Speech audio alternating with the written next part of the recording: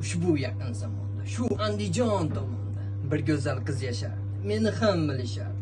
Uning har bir so'zlari kulib turar ko'zlari. U savdogar qiz. Rostdan ham go'zal edi. Yuzlari qirmiz misli, ismi ham Nafis asli. Men ham o'tkir dilim poylardim uni yo'lini. Uch ko'chada turardim. Aytishini bilardim. Shamol ham sal yelardi. U men tomon kelardi. Yo'lni to'sib asta gap boshladim. Birpasda rosti sizni sevman. Yigitingiz yo'q bilaman, sevaman jondan ortiq. Bor budim sizga tortiq. O'sha go'zal ko'z bilan, shiringina so'z bilan hozir vaqtim yo'q edi. Ertaga keling dedi. Sevganim uyga ketdi, qalbim suyunib ketdi. Qani endi tong otsa, u ham sevishametsa. Qiz sevgisi dilda bo'lmas sira tilda. Sevgisi dilda yotar, qachondir oshkor edi. Faqat meni sevardi. Buni hamma bilardi. Oradan o'tib yillar, orzumand baxtli kunlar, ammo hech ham o'tmadim. Undan zo'rini topmadim.